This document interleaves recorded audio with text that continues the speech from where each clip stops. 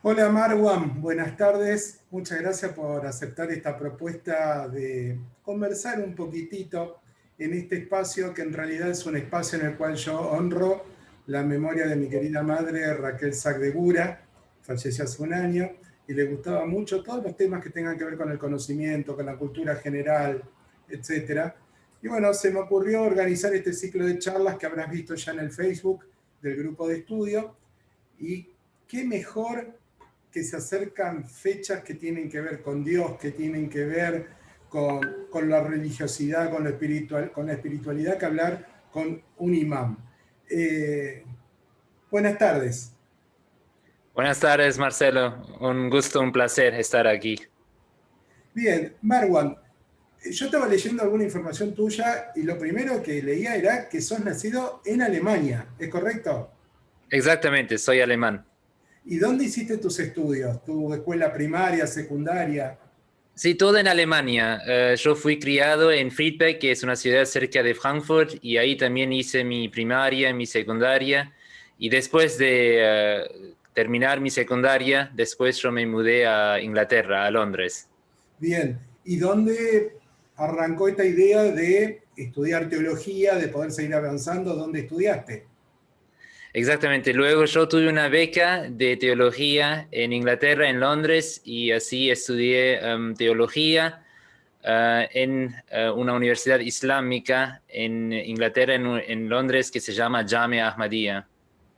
Muy bien. Bueno, yo te conocí y te escuché hablar en los diferentes encuentros interreligiosos que se hacen aquí en la mesa en la ciudad de Santa Fe y la verdad que me sorprendió la claridad con la que contás las cosas. Vos sabés que yo pertenezco a la comunidad judía y nuestras raíces, dicen, arrancan allá con Abraham, ¿es cierto? Exactamente, así es. Tenemos a Ismael y tenemos a Isaac. Exactamente, así es. Por eso para nosotros el pueblo judío son nuestros primos. Y con respecto, cuando hablamos de Ismael y de Isaac y del nacimiento de los diferentes pueblos, me interesa conocer en qué momento nace el Islam, porque todas las religiones no arrancan automáticamente con el nacimiento de Ismael, sino que arranca un tiempo después de determinados hechos. ¿En qué momento arranca el Islam? Sí, para entender cuándo nace el Islam, sería importante acá, Marcelo, aclarar que el Islam no se presenta como una nueva religión. ¿Sí? Cuando el Islam habla en varios versículos del Sagrado Corán, que es el libro divino de los musulmanes, que se puede comparar con la Torah de los judíos o la Biblia de los cristianos, en el Corán se habla que el Islam es una religión y la palabra de Dios que ya fue revelado a los profetas anteriores, y se menciona a los profetas Noé, Abraham, Moisés, la paz sea con todos ellos, y dice que el Islam es una continuación de sus enseñanzas, de sus virtudes, de sus, en ese sentido, escrituras. Y en ese sentido, el Islam nace, ahora es cierto, con el profeta Mohammed, la paz sea con él, el fundador del Islam en el siglo VI, es decir, casi 600 años después de Jesús, la paz sea con él. Pero nosotros no consideramos que el Islam es una nueva religión. Por eso, incluso nosotros reconocemos al profeta Jesús, al profeta Moisés, la paz sea con él. Vamos un poco más atrás, incluso reconocemos a todos los profetas, hasta incluso el profeta Adán, el primer profeta, la paz sea con él.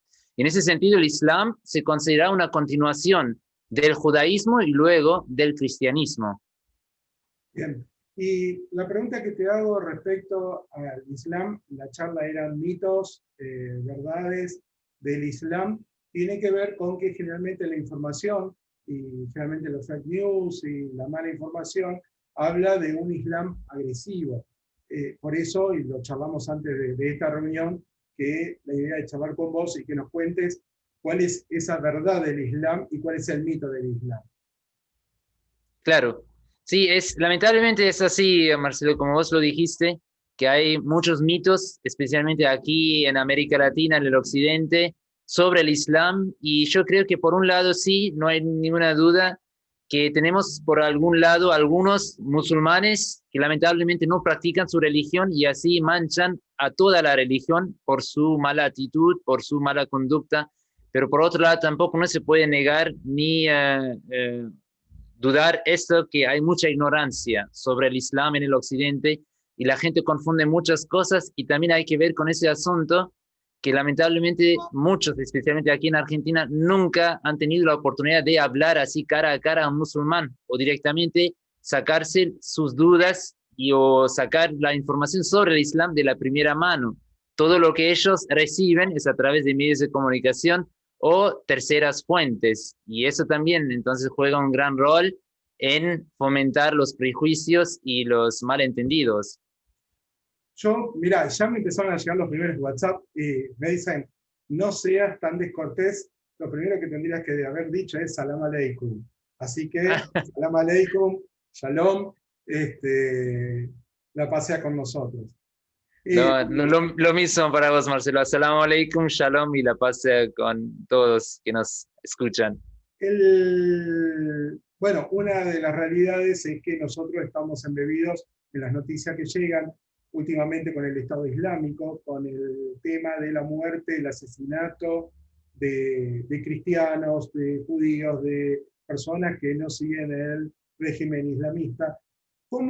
¿Qué visión me podés dar de los grupos árabes que siguen el Islam? Porque yo escuché hablar de los sunitas, de los hititas, de los chiitas. ¿Cómo nos podés ampliar un poquito la información para que entendamos cómo se componen estos pueblos? Claro. Creo que, Marcelo, lo más importante acá sería, primero, definir qué es el Islam, ¿sí?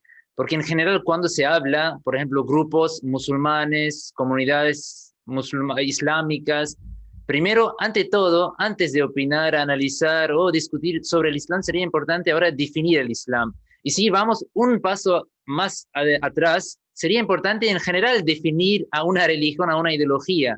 Ahora, por ejemplo, hablando del judaísmo, del cristianismo o en ese caso del Islam, hay que ver ahora que hay que basar la definición ahora en lo que hace o lo que afirma uno de los seguidores de esa religión, o debe ser al revés, que se basa la definición de la religión, de sus enseñanzas, lo que la misma religión presenta como su definición, ¿sí? Y eso es lamentablemente uno de los grandes factores que cuando se prejuicia al Islam, cuando nacen varios malentendidos, porque no se basa la definición del Islam, lo que el Islam mismo presenta como su definición, sino que se basa la definición del Islam o del Islam en lo que hacen o lo que afirman algunos de sus seguidores. Y en eso sería importante ahora, por ejemplo, hablamos ahora del cristianismo o del judaísmo. Ahora, si yo quiero opinar sobre el judaísmo, con todo el respeto, yo debería basar mi opinión en lo que enseñó el profeta Moisés, la paz sea con él, en lo que enseña la Torah y la Talmud. Y no puedo ahora basar mi opinión en lo que hace cualquier judío en el mundo, ¿sí? O un ejemplo del cristiano. Si yo quiero opinar sobre el cristianismo, la forma correcta, apropiada, es ir a la fuente, ir a la Biblia, que enseñó el profeta Jesús, la paz sea con él. Y no debe ser ahora al revés, mirando ahora la conducta de un argentino que afirma ser cristiano, se asocia al cristianismo, y basar ahora mi opinión sobre el cristianismo a su conducta personal. Y el mismo criterio justo o de justicia se requiere también cuando se habla sobre el Islam. El Islam se basa sobre los tres fuentes, que son en primer lugar el Sagrado Corán, que es el libro divino. Nosotros lo consideramos literalmente la palabra revelada de Dios a la humanidad, al profeta Mohammed, la paz sea con él. En el segundo lugar, cuando hablamos del Islam, consideramos la Sunna, que es la tradición del profeta Mohammed, la paz sea con él. Y en el tercer lugar, consideramos como la fuente de la religión Islam los ahadís, que son los dichos, las expresiones verbales del profeta Mohammed, la paz sea con él. Y solo esas tres fuentes definen la religión Islam. Y eso es lo que representa a las virtudes o las enseñanzas de un musulmán. Ahora, yo como musulmán me baso en esas tres fuentes. Ahora, lo que hace un gobierno, un líder religioso o político, no representa mi religión.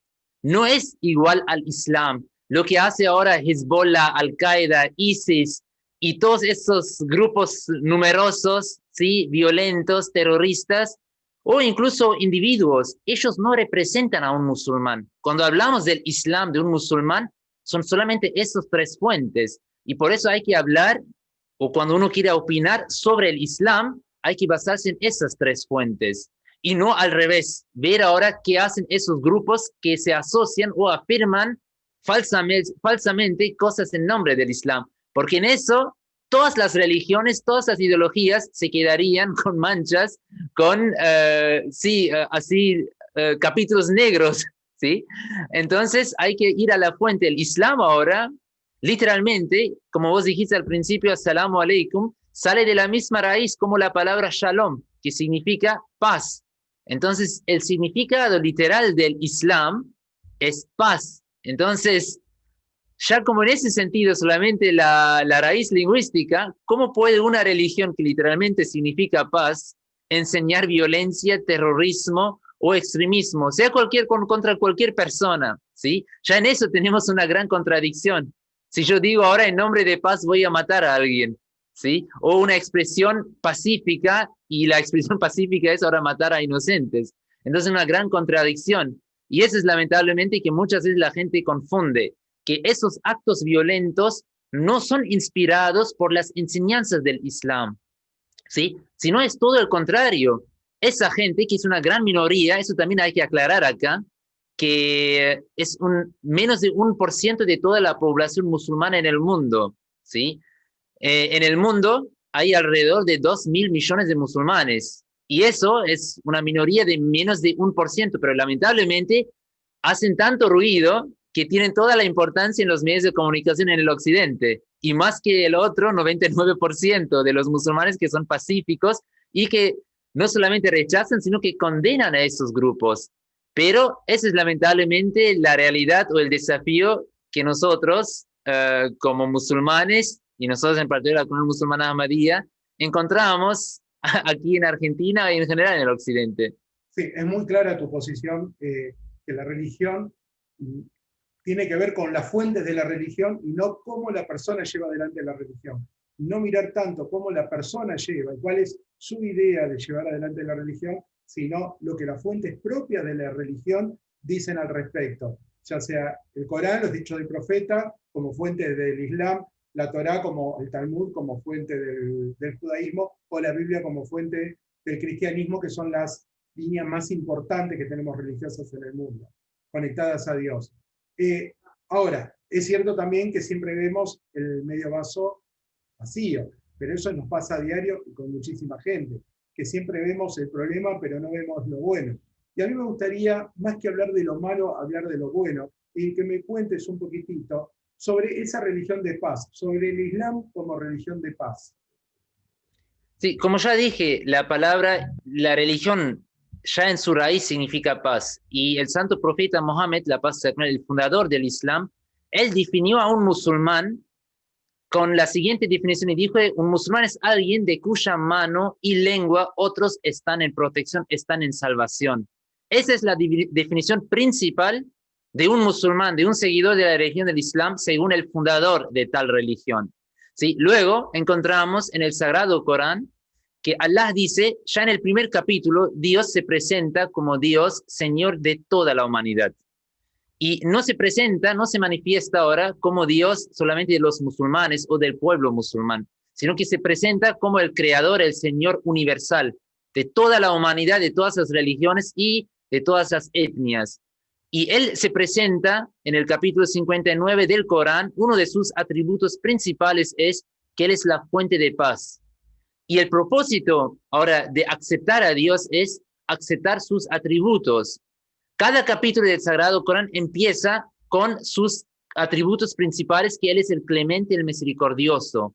Y su clemencia, su misericordia ahora no es limitado hacia el pueblo musulmán, sino que Dios dice en el Sagrado Corán, en el capítulo 7, que su misericordia embarca a todo el universo.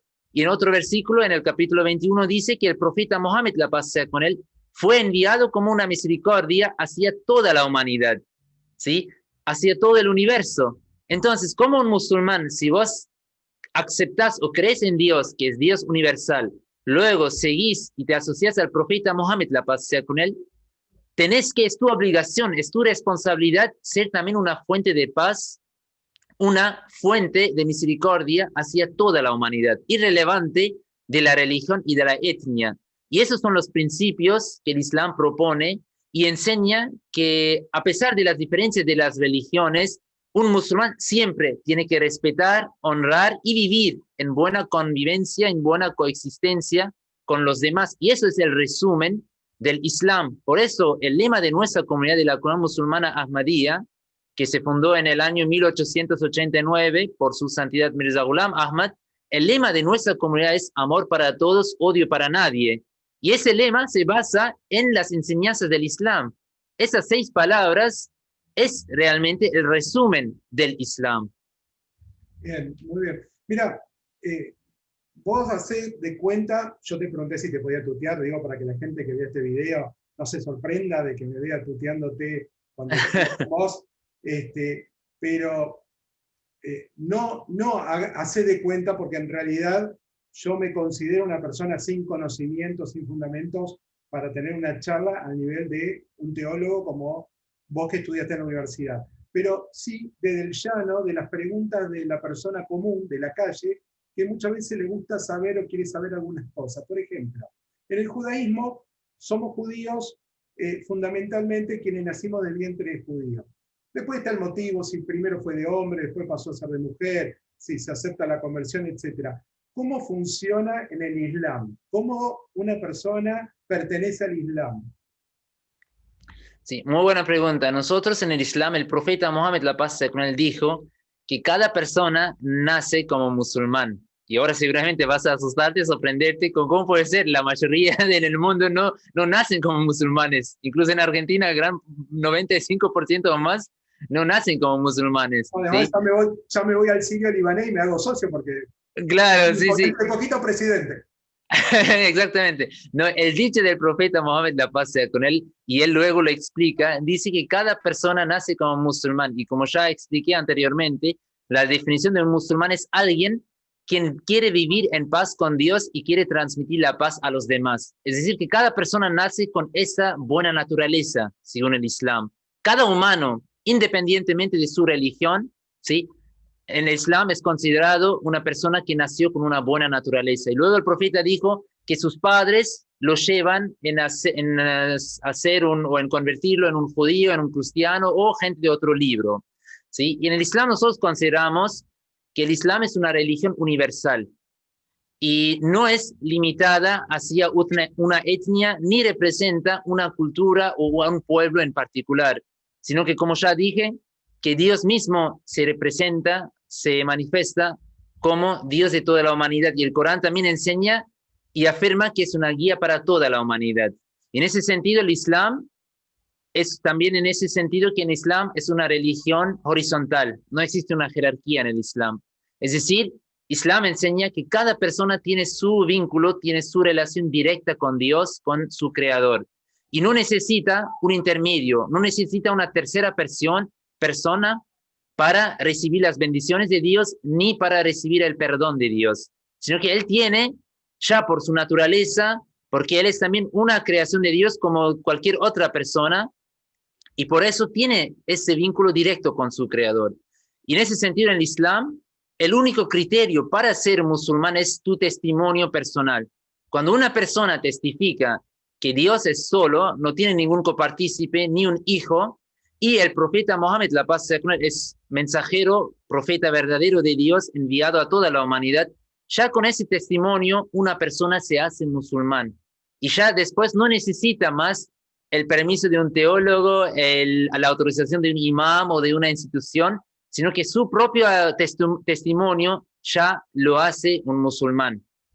O sea que simplemente si se acerca a una mezquita es para poder estudiar, para aprender un poco más, pero al considerar que la persona ya nace dentro del Islam, ya pertenece al Islam, no tiene que hacer absolutamente nada. Llegar a la Exactamente. Solamente para poder aprender un poco más. Exactamente, por eso, por ejemplo, mi función como teólogo es solamente una función como un profesor. Yo solamente ayudo a los nuevos musulmanes en aprender las enseñanzas del Corán, en aplicar las enseñanzas del Corán en su vida y ayudarlos con las enseñanzas, con la teoría. Luego ahora, ningún musulmán tiene que rendir la cuenta en frente de mí, ni tiene que expresar, confesar sus pecados en frente de mí, ni me necesita o necesita mi persona para recibir las bendiciones de Dios, sino que nosotros consideramos que cada persona tiene el vínculo directo y la relación directa con Dios. Entonces, si vos tenés la oportunidad de hablar directamente con el jefe, ¿por qué querés aprovechar ahora un secretario para hablar con el jefe? ¿Por qué no hables directamente con el jefe? ¿Sí? Y ese es el concepto, porque el secretario claro. obra. Sí, eso es como el concepto que el Islam presenta, que hay que hablar directamente con el jefe, que él es la fuente de todas las bendiciones de la misericordia. Y en ese sentido, en el Islam es una religión 100% horizontal. Es decir, que cualquier persona mañana toma la decisión y se identifica o se siente identificado con el Islam, con las enseñanzas, con la unicidad de Dios, con el profeta Mohammed, la paz sea con él como mensajero de Dios, ya con ese sentimiento, ese testimonio, él se hace musulmán y punto. No necesita más el permiso o la autorización de nadie.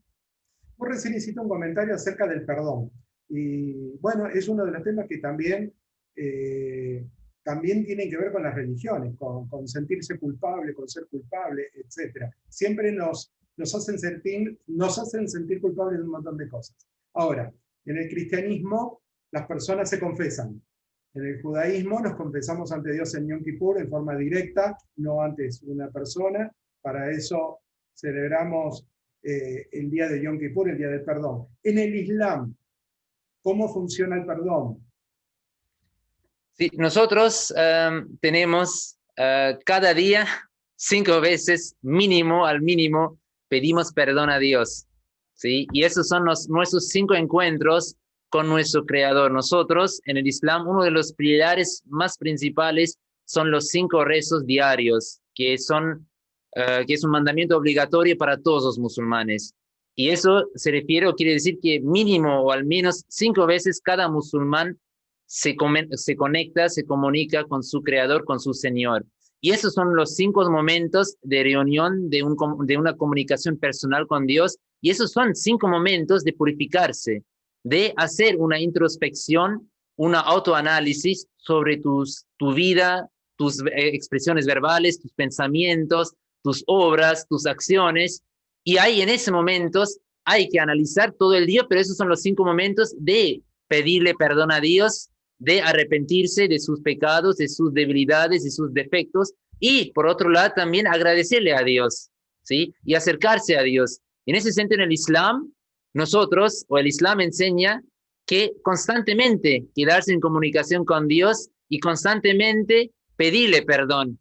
Y el perdón en el Islam ahora no se basa solamente, el concepto del perdón, no se basa solamente en pedir perdón a Dios por tus pecados del pasado, sino que también pedir perdón en Dios, que en ese sentido Islam enseña que la palabra en árabe que se usa en el Corán es istighfar, que significa que pedirle a Dios que nos cubra, que nos tape, es decir, que cubra nuestras debilidades. Y eso se refiere también al futuro, es decir, pedirle a Dios la fuerza para que nosotros, incluso en el futuro, no hagamos pecados o acciones que nos alejarían de su amor, de sus bendiciones, de su placer. Y en ese sentido, el Islam tiene el concepto, y no tenemos un día, sino que todos los días, y al menos 5 veces todos los días, tenemos la oportunidad de pedirle perdón, de arrepentirnos y de volver hacia su gracia, hacia su clemencia y su misericordia. ¿Y hay alguna fecha en común en particular que tiene más importancia ese pedido de perdón?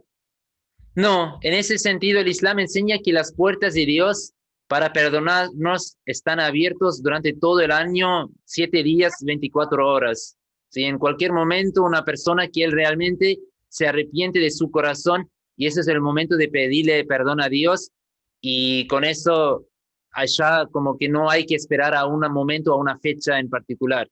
Sí, yo entiendo que todas las religiones funcionan de forma similar. El arrepentimiento, el pedido de perdón, es permanentemente, de diferentes formas, pero es permanentemente cuando uno reza y cuando uno se dirige hacia Dios pidiéndole justamente perdón por algún acto cometido. Te voy a llevar a otro tema dentro de las religiones, que siempre está ahí en la comida, porque yo iba a comprar, tomaba el café frente a mi trabajo en la municipalidad, que había un bar cuyo dueño era de origen árabe, y obviamente cuando vendía los sándwiches no tenían jamón, no tenía problema de mezclar la carne con la leche, pero sí no había jamón dentro de las comidas. Cuidaban eso.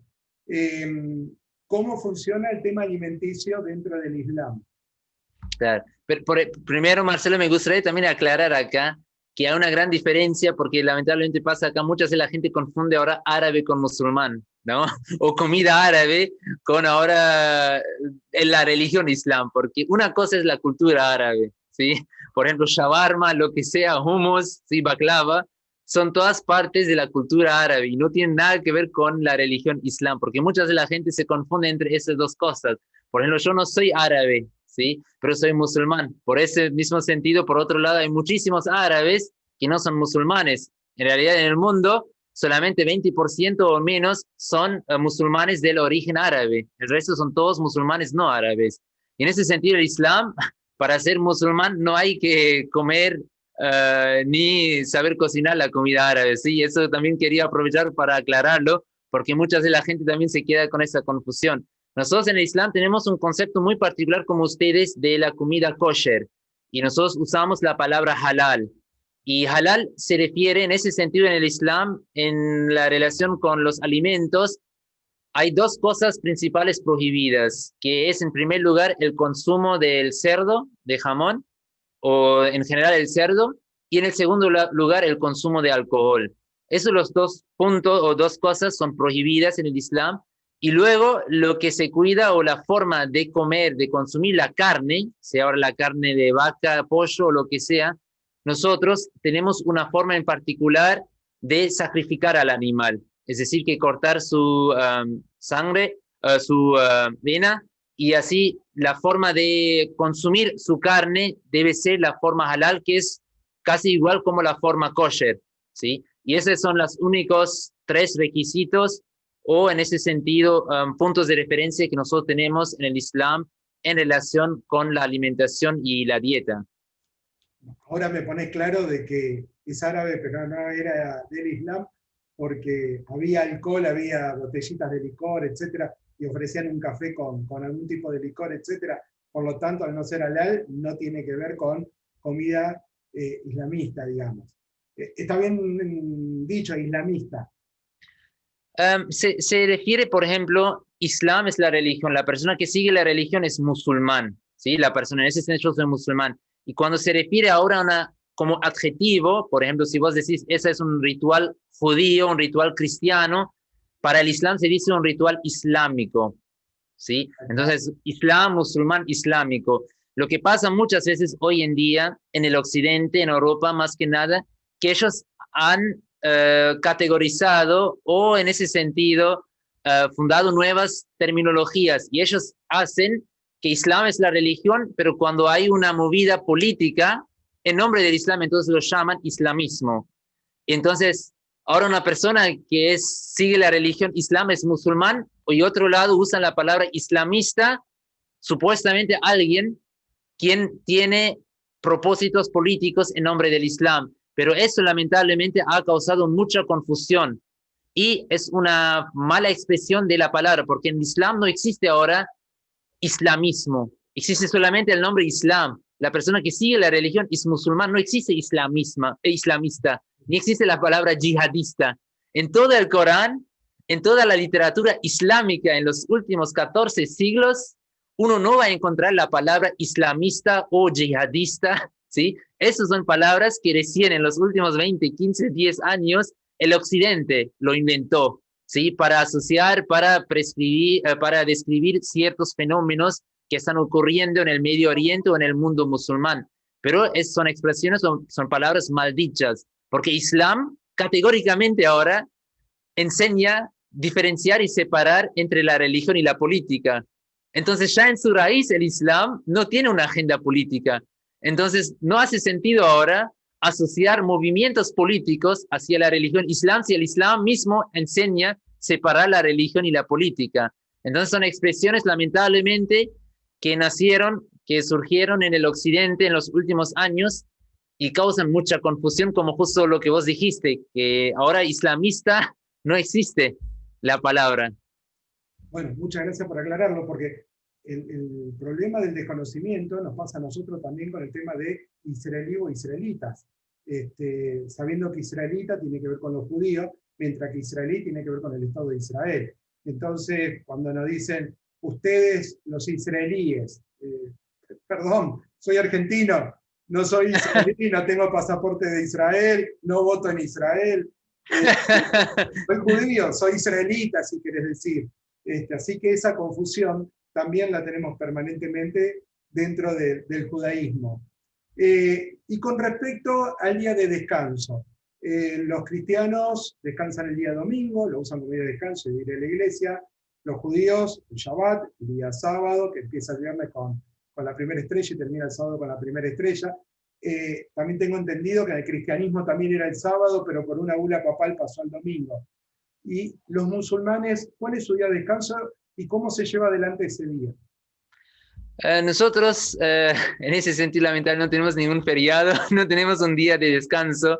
Para nosotros, el concepto de adorar a Dios y seguir con tu vida cotidiana es por 7 días, todos los días, 24 horas.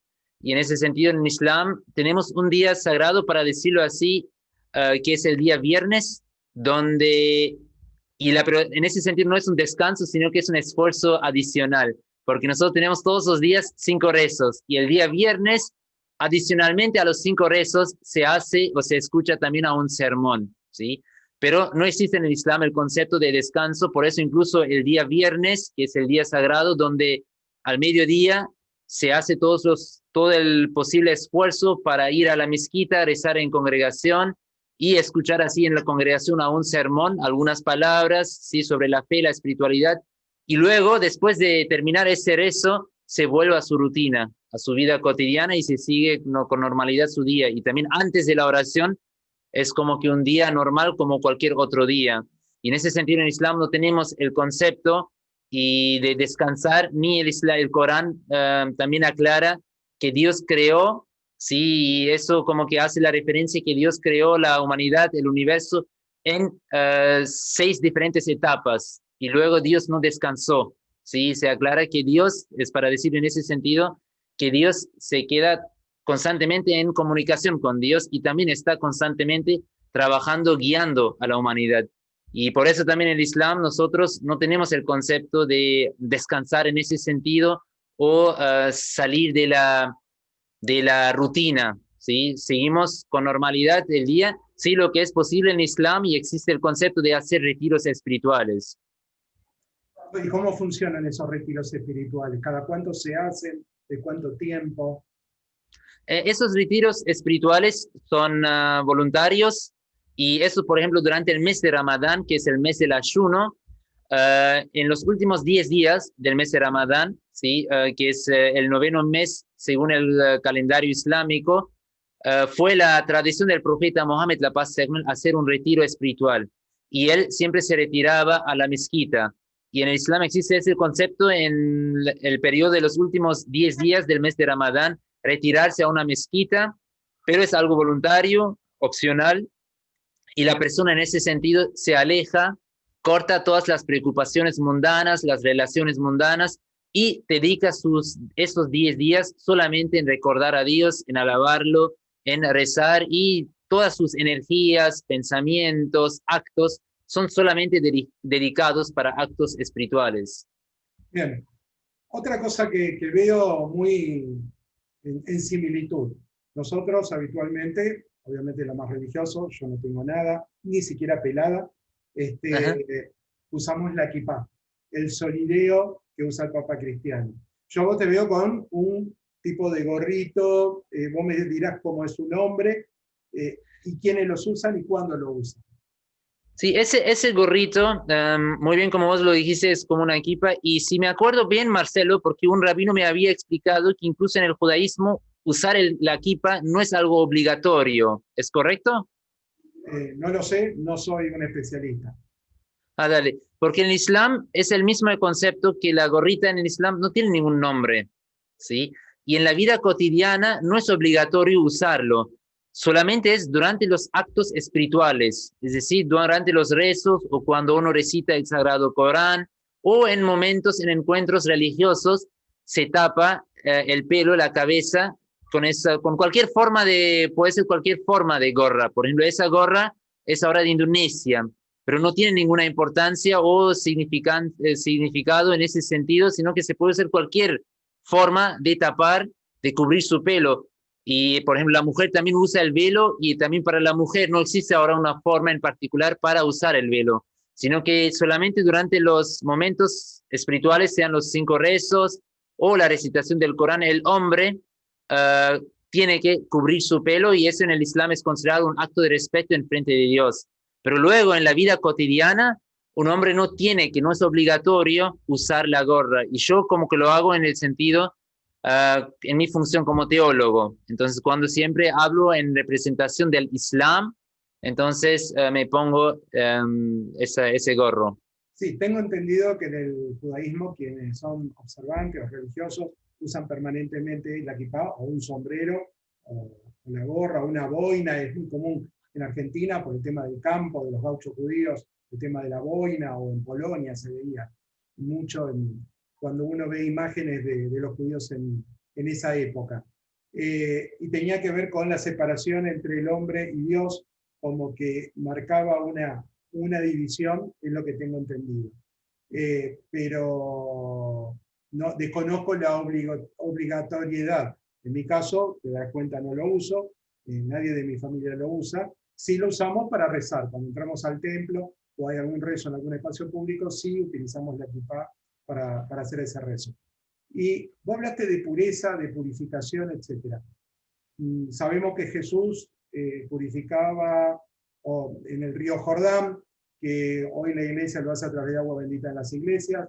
En el judaísmo, la mikve. ¿Cómo es en el Islam? ¿Cómo hacen los musulmanes? ¿Con la purificación te referís? Sí. Sí, en el Islam, por eso nosotros los rezos, los 5 rezos diarios, la palabra para ese rezo en árabe, en el Corán se usa la palabra salat. Y salat literalmente en árabe significa, en un sentido tiene 2 significados. El primer significado es entrar. Es decir, que es una forma, los 5 rezos es un método, una forma de entrar en un mundo espiritual. Es decir, de cortar, ¿sí? Desconectarse de todas las preocupaciones, relaciones mundanas, materiales, y entrar en un mundo espiritual y comunicarse con Dios, ¿sí? Por otro lado, salat, y la palabra salat en árabe significa también quemar. Entonces son 5 momentos para quemar tus pecados, para quemar tus malas inclinaciones, tus malos pensamientos, y en ese sentido quemar tu propia maldad, ¿sí? En el Islam usamos también la palabra jihad, y muchas veces se asocia la palabra jihad también en el occidente, mal dicho, como un concepto erróneo, con la guerra santa o con actos violentos. Pero jihad literalmente significa esforzarse. Y ahora, el esfuerzo no es contra una tercera persona afuera, sino que el esfuerzo real, la lucha real, ¿sí? La guerra noble es contra tu propia maldad, es contra tu propio Satanás. Por eso dijo el santo profeta Mohammed, la paz sea con el fundador del Islam, que Satanás está corriendo en el sangre de cada humano. Y cuando él dijo eso, sus discípulos se asustaron y dijeron, profeta, usted como profeta, mensajero de Dios, entonces también tiene un Satanás corriendo en su sangre. Y el profeta dijo que sí, pero mi Satanás ya se hizo musulmán, ¿sí? Y eso fue el mensaje, que a través de los esfuerzos de esa lucha interna, constantemente esa autoanálisis, autorreflexión y introspección, uno puede o debe vencer contra su propia maldad, la tentación hacia el malo, la malicia, y así puede o debe convertir su propia Satanás en un musulmán, es decir, una fuente de paz, en una fuente de bondad. Y justo eso es el propósito del Islam, de confrontar a tu propia maldad y vencer o prevalecer sobre tu propia maldad. Y por eso, obviamente, uno de los gran medios son los 5 rezos cada día, que son 5 momentos, que me gusta siempre dar ese ejemplo, que son 5 momentos de tener conexión de Wi-Fi, ¿sí? En nuestra vida cotidiana, muchas veces nos alejamos de la fuente de esa conexión de Wi-Fi y nos quedamos por el trabajo, por la familia, preocupaciones materiales, económicas, sociales, ¿sí? Y nos alejamos de Dios. Y esos 5 momentos son momentos de volver, de tener de nuevo internet en tu vida, ¿sí? Tener conexión de Wi-Fi en tu vida. Y la Wi-Fi es para un musulmán tu comunicación con Dios, recibir ahí el placer, el amor, ¿sí? Su cercanía. Buenísimo. Te voy a contar de que nos está viendo Sergio Savielo, se dedica a realizar espectáculos judíos en Buenos Aires y nos está siguiendo online. También manda saludos Daniel Tarik y Shahid Amá. Además, estoy recibiendo algunos WhatsApp en forma privada directamente, donde hacen preguntas que yo te las voy haciendo en esta charla. Yo no te quiero robar más tiempo, ya llevamos 45 minutos charlando, el tiempo pasa volando. Primero, agradecerte la humildad con la que estás contestando todas estas preguntas. Te darás cuenta la cantidad de preguntas que uno tiene por el desconocimiento, fundamentalmente.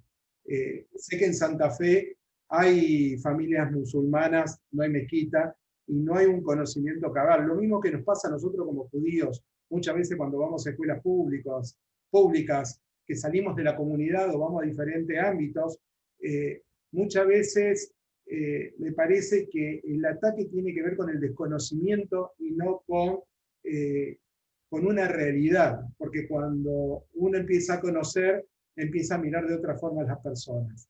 Así que, Marwan, de mi parte, muchísimas gracias. Ha sido muy, muy claro y te quiero dar 1 o 2 minutos para que vos puedas cerrar esta conversación y des tu mensaje de paz. Sí, para mí también un gusto, un placer enorme estar aquí. Te agradezco realmente por esa oportunidad y también en ese sentido sacar las barreras, las dudas sí que hay y también creo que era una muy buena forma de construir puentes del diálogo, de amistad y eso es creo que lo más importante que necesitemos. El Islam también enseña que la religión, la fe, es un asunto personal. Ahora, por ejemplo, para vos Dios es Yahvé y Jehová, o para alguien Señor, Padre, para mí es Allah. Pero lo que es importante es que Él es Dios de toda la humanidad y Él ama a toda su creación. Y es importante incluso, sea ahora la Torah, la Biblia, el Corán, lo que es importante es seguir ese libro, porque yo considero como musulmán que todas las religiones vinieron del mismo Dios, ¿sí? Y vinieron para que nosotros, o vinieron con 2 propósitos principales para que nosotros podamos lograr la unión con nuestro Creador y para que nosotros podamos vivir en amor, en paz, en armonía con la creación de Dios. Y eso es importante. Ese es el mensaje principal de cada religión, de cada mensajero, de cada profeta que vino a la humanidad. Y eso es importante en ese sentido, que dejar al lado las diferencias teológicas y buscar siempre las similitudes. Y creo que cada religión en su base, en su resumen, enseña eso, amor para todos, odio para nadie. Y creo que eso es importante, especialmente hoy en día, con esa preocupación, con esa incertidumbre, con COVID, pandemia. Y en eso es importante, en vez de separarnos, dividirnos más como sociedad, ¿sí? Es importante unirnos. En vez de construir muros de odio, de prejuicios, lo que necesitamos más que antes es ahora eso, construir puentes de amistades, de amor, de respeto. Y en eso te agradezco realmente por ese espacio y para mí fue un gran placer también conocerte y también dialogar, charlar contigo. Y antes de olvidarme, también te deseo y a toda la comunidad judía, porque ustedes recién empezaron, creo que ya terminó la Hanukkah, ¿no? Sí, sí. Pero ya terminó, ¿no? Terminó Hanukkah, vamos a la próxima festividad, que es el cumpleaños de los árboles Tu Bishvat. Ah, no, entonces ya les deseo en ese sentido alentado, pero para mí en ese sentido te agradezco por la oportunidad y un placer. Bueno, hoy es un día especial. Hoy es en todo este proceso de paz que hoy el Estado de Israel está teniendo con muchos países árabes, musulmanes. Hoy un avión de Israel estaba llegando a Marruecos con un grupo de diplomáticos para cerrar el acuerdo de la vuelta a la normalización de relaciones, sabiendo que muchos judíos vinieron de Marruecos y que en Marruecos, como vos decís, los últimos siglos se vivió en paz, en armonía, sin ningún tipo de cuestiones, de diferencias, y que posiblemente las diferencias ocurrieron en nuestro siglo o un poquito antes, pero no mucho más que eso, que es lo que la gente en general desconoce. Muchísimas gracias por este espacio, nuevamente. No sé cómo es el saludo para un musulmán cuando se despide. Salam aleikum, Sí, me imagino que es cuando llegamos, y cuando nos vamos, y también para despedirse, también entonces, assalamu salam alaikum. aleikum, que la pase No, acá. muchísimas gracias, assalamu alaikum también para vos y shalom, Marcelo, un placer. Muchas gracias. Assalamu alaikum.